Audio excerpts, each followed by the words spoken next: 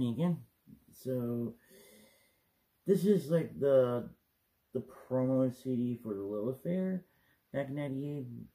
Yeah. And here I had it upside down. See? So, anyways, I got this promo CD during the summer of '98 at the Lilith Fair in San Diego over at the fairgrounds. So, anyways, it also had like that one song from Dido, Thank You, because that was another one that got popular around the end of the '90s of that sort.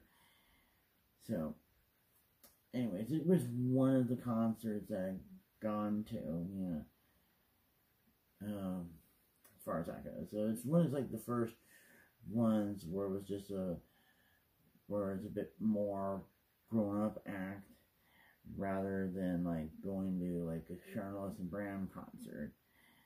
But those were like my first concerts that I'd gone to. It was like Sharon Ellis and Bram over at I think it was at the Balboa Theater, or it was the Spreckles Theater, I can't even remember. And then also at the Wiltern Theater. And that whole story was with the first one, my brothers were forced to tag along at that point. And then they didn't really like it because they were kind of a bit too old for it, because one of them was already like 11 or 12, and the other one was already about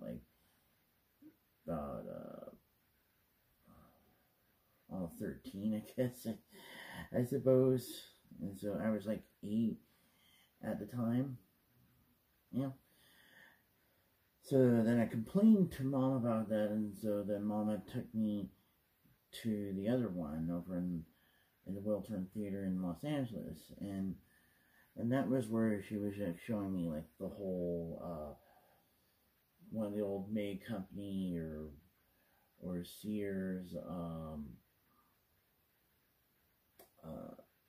department stores, and how they had like the old fashioned department stores where like each department's on a different floor of that sort. And somehow it also reminded me of Chicago. I think it was like when they still had the Marshall Fields, and then that other department store that they had over there at the Water Tower Plaza, or whatever that one was called. And because I've only been there twice, because I've been there like in '89 and then been there like in '01, as far as that goes. And then we ate at that Johnny Rockets. Yeah. So that was like the other thing there. So anyways, the other concerts that I've gone to, I think I've gone to a couple of them that were in the Segerstrom Center or around that area, because like my old best buddy Howard had taken me to do his concerts, like these classical music concerts where they played all these different ones, like from Chopin and Haydn and some of the other ones. I don't really actually like recall because it's been that long. Yeah. And then I gone to the Segerstrom Center back like in 4th grade, because we were going to see like some sort of a chorus group there. And I think that whole story goes was that one of my classmates, Melissa, that she managed to get out of special ed, and so she was transferring into a regular class and had to go to a different school. And at one point, we ran into her at the Segerstrom Center there. So, anyways, I'm trying to think here. when it came to the other story there, you know. And then it was in 8th grade where I gone to that one concert there where they had like another orchestra, and I forget what they call these sort of things, because it's one where they would have somebody narrate the story, and then the orchestra kind of plays along to make to set the scene for certain things, kind of like Peter and the Wolf. And I forgot the name of the story. It's something that had to do with like some sort of dragon or whatever it was, because it was something that Mr. Silverman, my 8th grade band teacher, was showing that kind of stuff. And that was kind of like the whole story about, you know, when I was doing my spring cleaning and I found that one shirt that I had that made me think of that one trip to Disneyland that year. So anyways,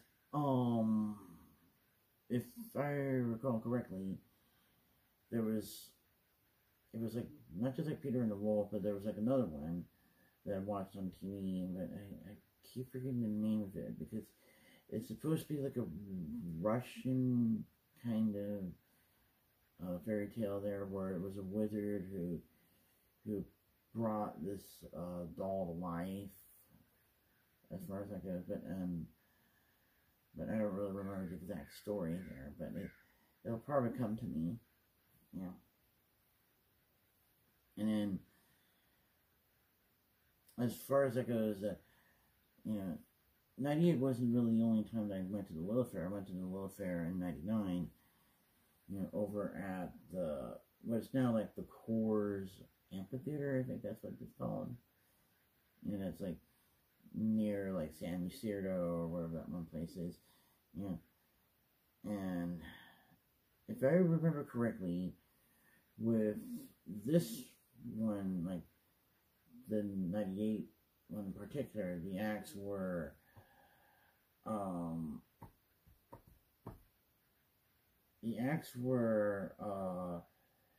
Erykah Badu, and then it was what's her name? And then it was the Indigo Girls, Nellie Merchant, and then Sarah McLachlan. Yeah.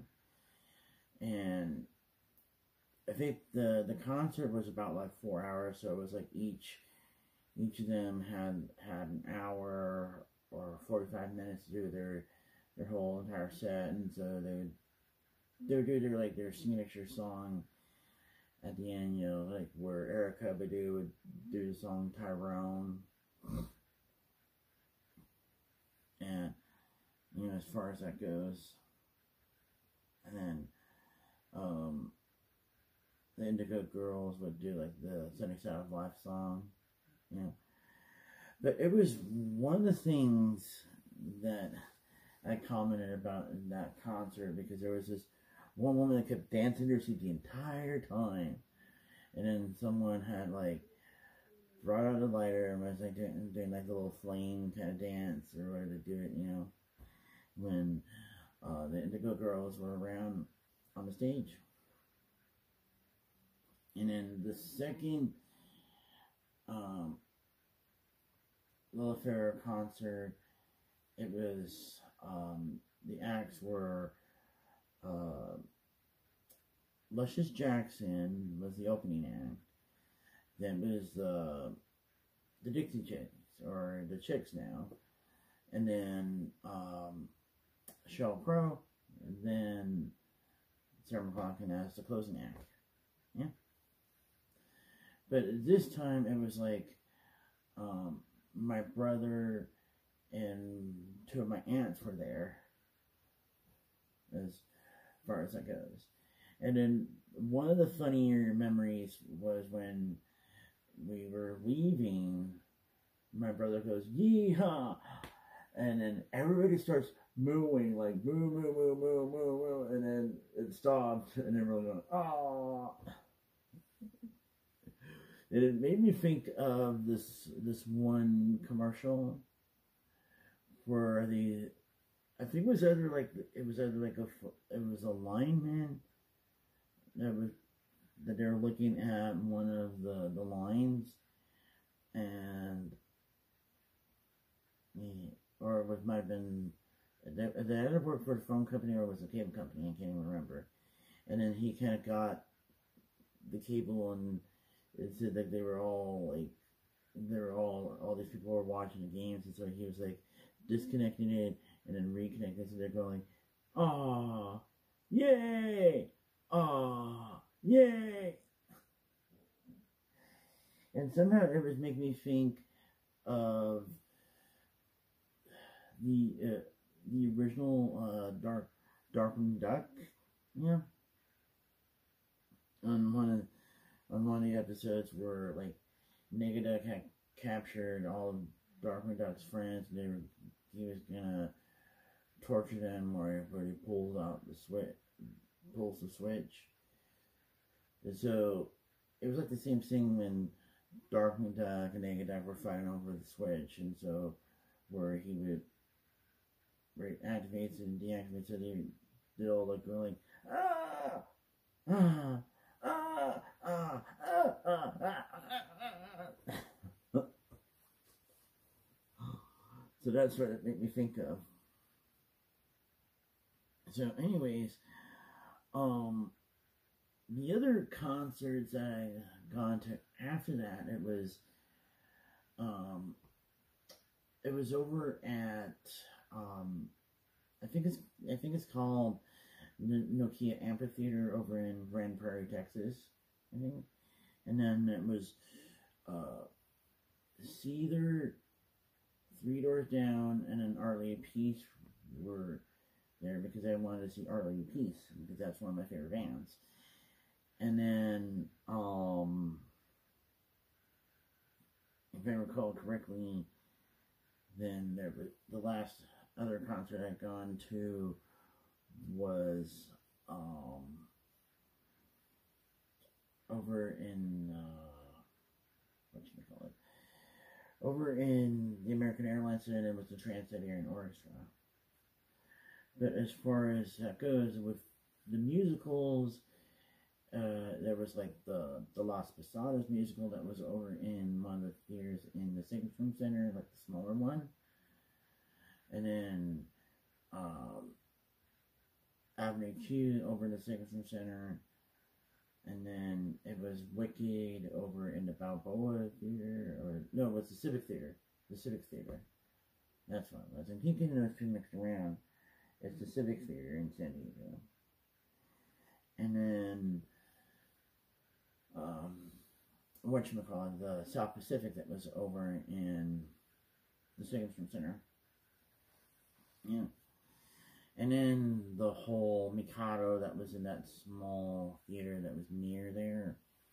You know. And that was the one that Mom had said that Grandma had participated in the Mikado, if I remember correctly. And then the other story was, now that I'm beginning to think about musicals at that point, was, is that, in a way, I would do that periodically when I was a bit younger, where I would imagine people started breaking out in song, and someone said it was like their Broadway moment. You know what I mean? And if I recall correctly, that was one of the other things that I would say is like a mental music video. Is when I hear a song, I start visualizing in my mind's eye of what the music video would be like based on my interpretation of the songs and the instrumentation and the lyrics and all that. Yeah.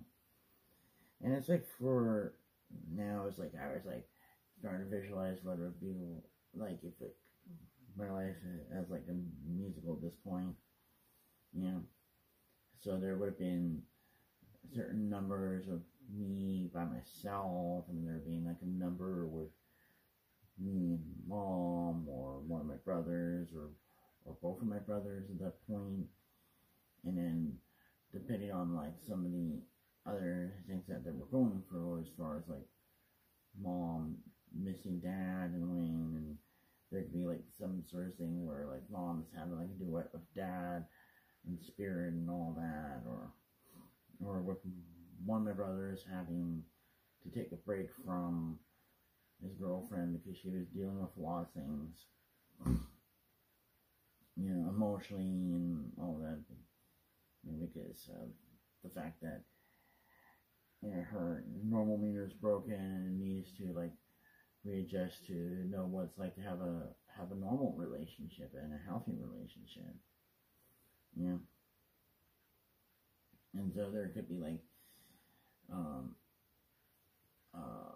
numbers where he's by himself pining and all that, or like that kind of duets and all that. And then of course with me, it could be a duet or with my new friend, and or a number with him by himself, expressing some of his inner desires and all this, of, you know, not sure what he wants to do with me, but, you know, but feels something, I don't know, that sort of thing. So I guess that's kind of a bit more complicated there. So anyways, I hate having to kind of cut this here, but I've been like talking for about almost 17 minutes. So anyways, talk to you guys later.